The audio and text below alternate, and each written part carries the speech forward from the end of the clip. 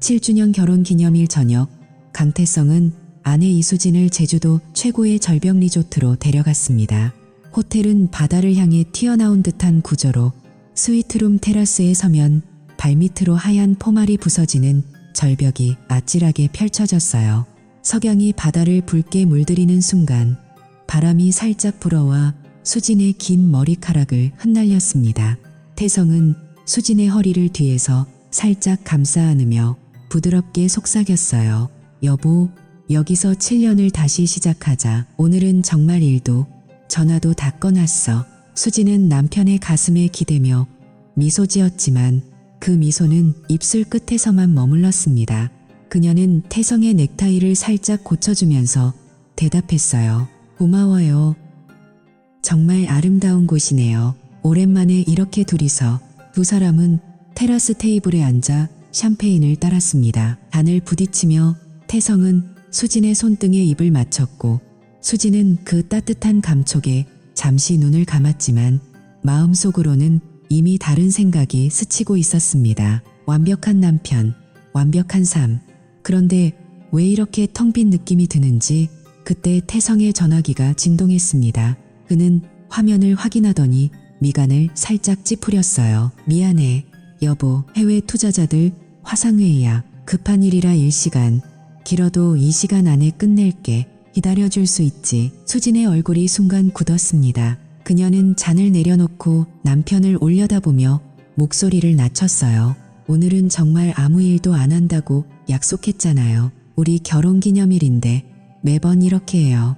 태성은 미안한 듯 수진의 뺨을 손으로 감싸고 이마에 키스했어요. 정말 미안해. 이번만 제발. 금방 돌아올게. 사랑해. 그가 서류 가방을 들고 문을 나서자 문이 닫히는 철컥 소리가 방 안에 울렸습니다. 그 순간 수진의 표정이 완전히 달라졌어요. 실망과 서운함이 스르륵 사라지고 대신 눈동자에 뜨거운 불꽃이 피어올랐습니다. 그녀는 소파에 앉아 다리를 꼬고 잠시 숨을 골랐어요. 심장이 빠르게 뛰기 시작했습니다. 수진은 핸드폰을 꺼내 들었습니다.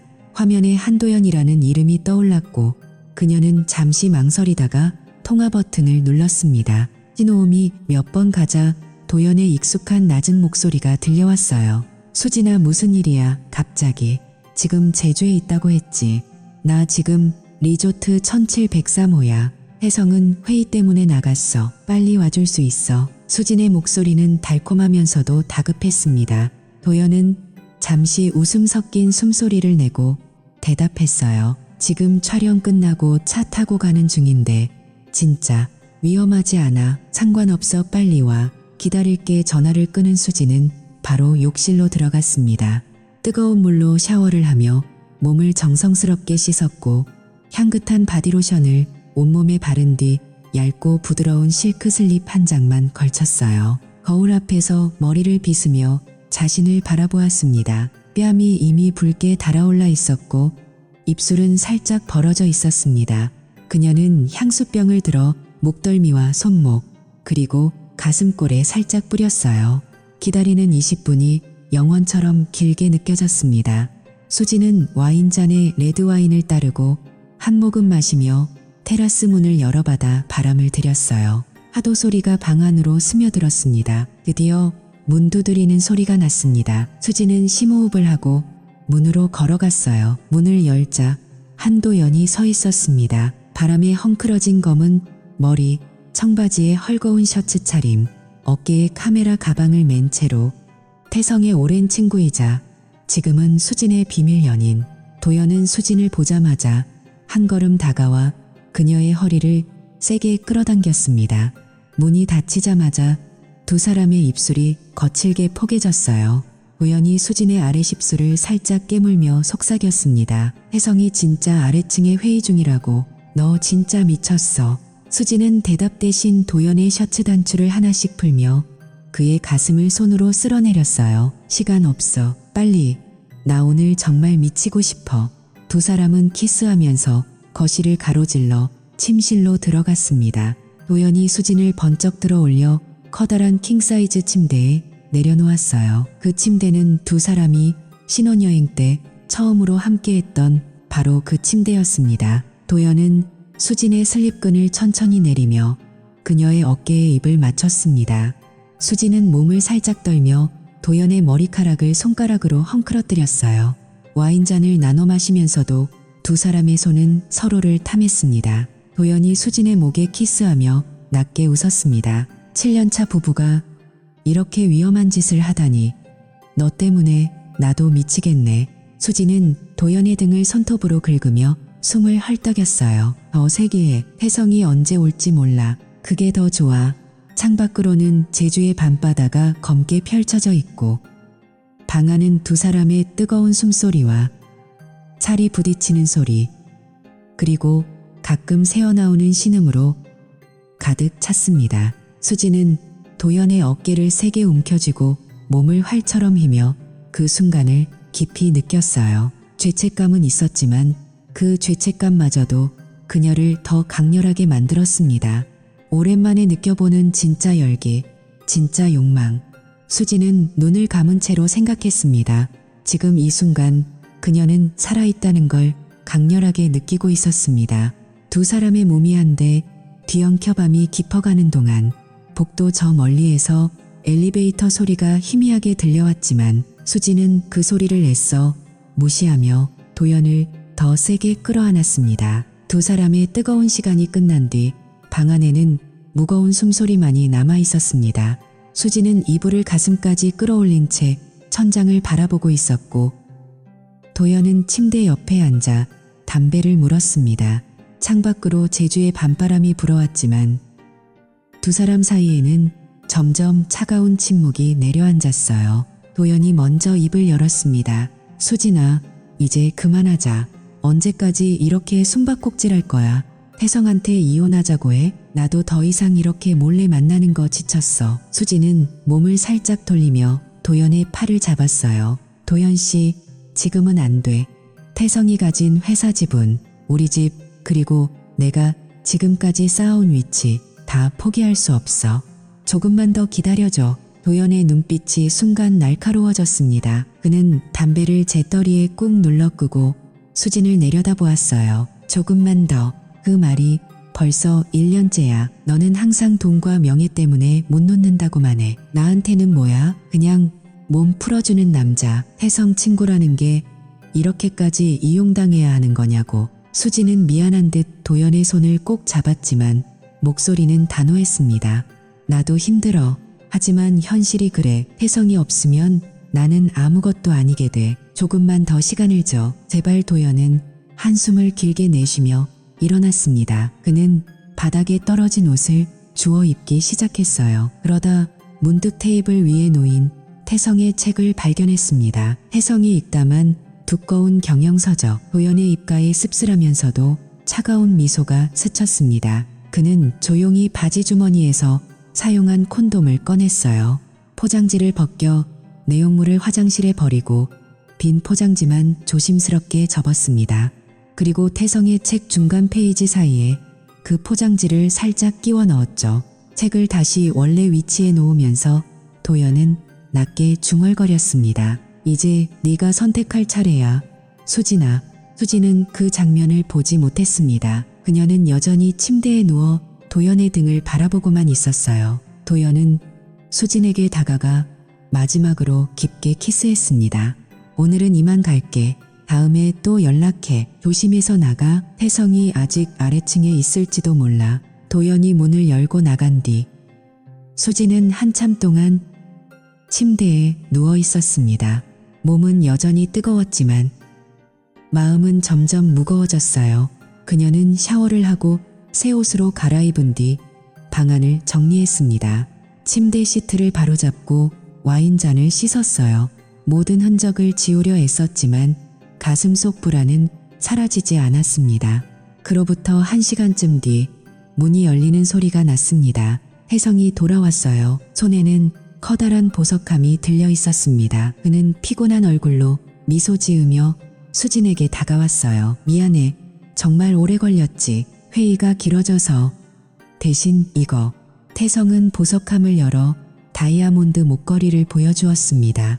불빛 아래서 반짝이는 그 목걸이를 수진의 목에 직접 걸어주며 키스했습니다. 7주년 기념으로 사랑해, 여보. 수진은 목걸이를 만지작거리며 억지로 밝은 미소를 지었어요. 고마워요. 정말 예쁘네요. 피곤할 텐데 이제 쉬어요. 두 사람은 호텔 레스토랑으로 내려가 늦은 저녁을 먹었습니다. 태성은 스테이크를 자르며 회사 이야기를 했고 수진은 맞장구를 치며 웃었지만 시선은 자꾸만 테이블 위로 떨어졌어요. 포크를 들 때 손이 살짝 떨렸고 태성의 눈을 제대로 마주치지 못했습니다. 태성은 그런 아내를 조용히 관찰했습니다. 평소와 다른 수진의 어색한 웃음, 피곤해 보이는 눈가, 그리고 자꾸만 시계를 확인하는 모습. 그는 아무 말도 하지 않았지만 가슴속에 작은 가시가 밝히기 시작했습니다. 오늘 정말 미안했어. 내일은 온종일 같이 보내자. 태성이 부드럽게 말했지만 수진은 그저 고개를 끄덕일 뿐이었습니다. 그날 밤 두 사람은 같은 침대에서 잠들었습니다. 태성은 수진을 끌어안았지만 수진은 몸을 살짝 비틀며 등을 돌렸어요. 태성은 어둠 속에서 천장을 바라보며 한참 동안 눈을 감지 못했습니다. 다음 날 아침 수진은 일찍 일어나 테라스로 나갔습니다. 따뜻한 커피를 들고 바다를 바라보며 바람을 쐬고 있었어요. 어젯밤의 기억이 아직 몸에 남아 있었지만 그녀는 애써 태연한 표정을 지었습니다. 그 사이 태성은 책상으로 다가갔습니다. 어제 읽다만 경영책을 펼치려던 순간 페이지 사이에 뭔가 하얀 것이 끼워져 있는 게 보였어요. 그는 무심코 그것을 집어들었습니다. 사용한 콘돔 포장지. 태성의 손이 순간 멈췄습니다. 심장이 쿵하고 내려앉는 느낌이 들었어요. 그는 포장지를 가까이서 자세히 보았고 눈동자가 크게 흔들렸습니다. 방 안의 공기가 무겁게 가라앉았어요. 그는 한참 동안 그 자리에 서 있었습니다. 머릿속에 어제 수진의 어색한 표정, 피곤한 눈빛, 그리고 자신의 오랜 친구 한도연의 얼굴이 스쳤습니다. 분노와 배신감이 목까지 치밀어 올랐지만 태성은 이를 악물고 감정을 꾹 눌렀어요. 그는 포장지를 조용히 주머니에 넣었습니다. 책을 원래대로 덮고 얼굴에 아무 일도 없었다는 듯 평온한 표정을 지었어요. 테라스로 나가 수진에게 다가가며 부드럽게 말했습니다. 커피 맛있어. 오늘 날씨 좋네. 같이 산책할까? 수진은 미소 지으며 고개를 끄덕였습니다. 네, 좋아요. 태성은 아내의 어깨에 손을 올리며 바다를 바라보았지만 그의 눈은 차갑게 가라앉아 있었습니다. 그는 아무 말도 하지 않았고 그저 조용히 모든 것을 삼켰어요. 그날 아침 완벽했던 결혼기념일 여행은 완전히 다른 방향으로 흘러가기 시작했습니다. 제주 여행이 끝난 뒤 두 사람은 서울로 돌아왔습니다. 공항에서 집까지 가는 차 안에서도 태성은 평소처럼 부드럽게 수진의 손을 잡고 있었어요. 수진은 창밖을 바라보며 가끔 미소 지었지만 태성은 그 미소 뒤에 숨겨진 불안을 이미 읽고 있었습니다. 집에 도착한 첫째 주, 태성은 회사 일에 파묻힌 것처럼 보였습니다. 아침 일찍 나가고 밤늦게 들어오는 일상이 이어졌지만 그의 머릿속은 완전히 다른 곳에 있었습니다. 그는 서재문을 잠그고 조용히 전화를 걸었습니다. 서울에서 가장 철저하고 입이 무거운 사설 탐정에게 연락한 거예요. 제 아내를 따라주십시오. 하루 24시간. 가능한 모든 움직임을 놓치지 말고 기록해주세요. 특히 만나는 사람, 장소, 시간까지 전부. 태성의 목소리는 차갑고 단호했습니다. 탐정은 잠시 침묵하다가 대답했어요. 알겠습니다. 비용은 상당할 겁니다만 원하시는 대로 철저히 하죠. 그와 동시에 태성은 자신의 기술을 직접 사용했습니다. 밤늦게 수진이 잠든 뒤 그는 몰래 차고로 내려가 아내의 차에 설치된 GPS와 블랙박스를 연결했습니다. 손가락이 키보드를 빠르게 움직이며 삭제된 위치 기록과 영상 파일을 복구했습니다.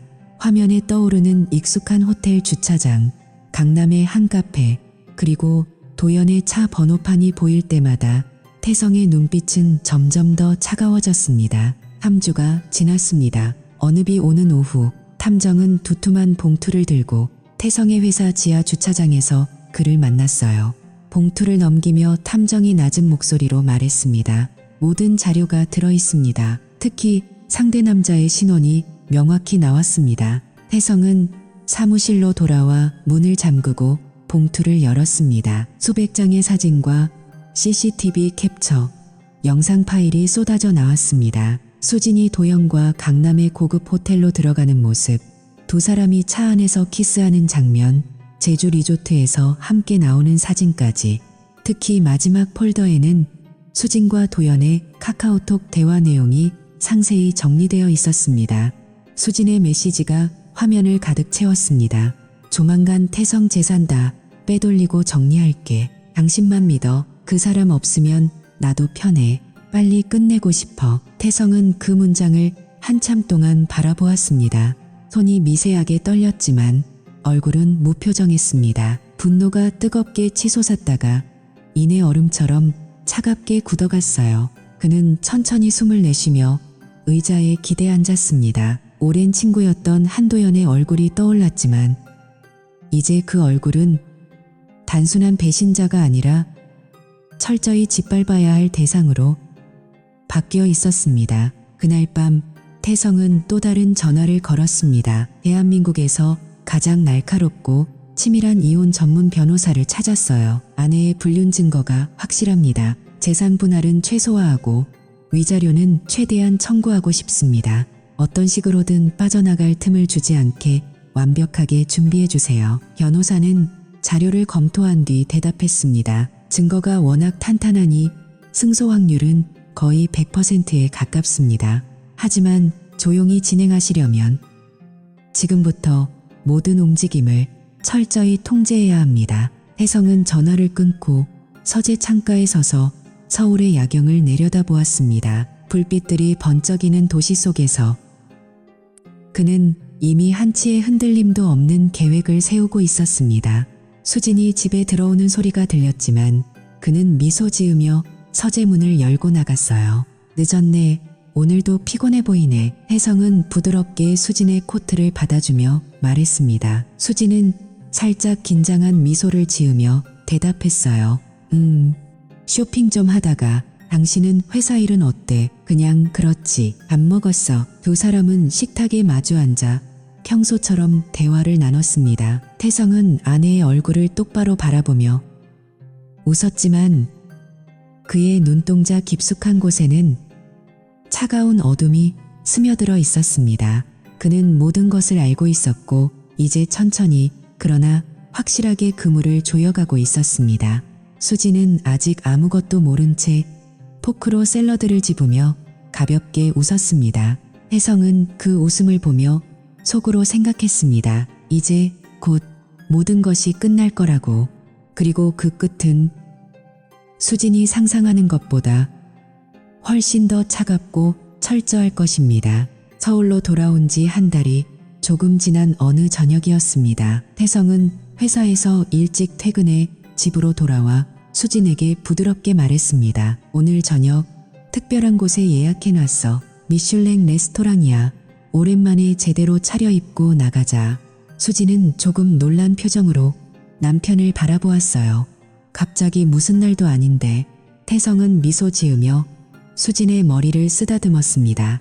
기념일 때 제대로 못해줘서 오늘은 늦지 않게 끝낼게. 준비의 수진은 살짝 불안했지만 남편의 다정한 태도에 마음이 풀려 화장대 앞에 앉았습니다. 검은 드레스를 입고 목에 태성이 선물한 다이아몬드 목걸이를 걸친 채로 거울을 보았어요. 혜성은 깔끔한 정장 차림으로 그녀의 손을 잡고 집을 나섰습니다. 레스토랑은 강남의 최고급 빌딩 최상층에 있었습니다. 창밖으로 서울 야경이 반짝이는 프라이빗룸. 직원이 와인을 따라주고 사라지자 태성은 수진을 마주보고 앉았어요. 촛불이 두 사람의 얼굴을 부드럽게 비췄습니다. 식사가 시작되기 전 태성은 테이블 아래에서 검은 실크 리본이 묶인 상자를 꺼냈습니다. 기념일 늦은 선물이야. 열어봐. 수진의 얼굴이 밝아졌어요. 그녀는 설레는 손길로 리본을 풀고 상자를 열었습니다. 그런데 순간 그녀의 미소가 얼어붙었습니다. 상자 안에는 보석이 없었습니다. 맨 위에 놓인 것은 이혼 신청서였고 그 아래로 탐정 보고서, 제주 리조트에서 찍힌 CCTV 사진들, 사용한 콘돔 포장지, 그리고 수진과 도연이 호텔방에서 나오는 선명한 사진들이 빼곡히 들어 있었습니다. 마지막으로 수진이 도연에게 보낸 카카오톡 메시지 캡처까지. 수진의 손이 심하게 떨리기 시작했습니다. 포크가 테이블에 떨어지는 소리가 날카롭게 울렸어요. 그녀는 창백해진 얼굴로 태성을 올려다보았습니다. 이게 뭐예요? 태성 씨. 왜? 태성은 와인잔을 천천히 돌리며 차가운 눈으로 아내를 바라보았어요. 목소리는 낮고 담담했습니다. 모든 걸 다 알아. 한도연과 만난 날짜, 장소, 횟수까지. 제주에서 그 침대에서 한 짓도, 네가 태성 재산 빼돌리고 정리하자고 한 메시지도. 수진의 눈에서 눈물이 터져 나왔습니다. 그녀는 상자를 덮으려다 떨리는 손으로 실패하고 갑자기 의자에서 미끄러지듯 바닥으로 주저앉았어요. 무릎을 꿇은 채 태성의 바짓가랑이를 붙잡았습니다. 미안해요. 정말 미안해요. 나 너무 외로웠어요. 당신은 항상 회사 일만 하고 나한테는 시간도 없고. 도연 씨가 그냥 위로가 돼서. 그녀는 울음 섞인 목소리로 계속 애원했습니다. 한 번만 용서해 주세요. 다시는 안 그럴게요. 제발. 우리 7년 결혼 생활이잖아요. 태성은 아내의 손을 차갑게 뿌리쳤습니다. 그는 몸을 살짝 기울여 수진의 눈을 똑바로 바라보았어요. 외로움, 그게 내 변명인가? 나는 네가 원하는 모든 걸 다 줬어. 집, 돈, 명예, 심지어 내 오랜 친구까지 내 장난감으로 줬지. 그런데 네가 선택한 건 배신이야. 수진은 바닥에 이마를 대고 흐느꼈습니다.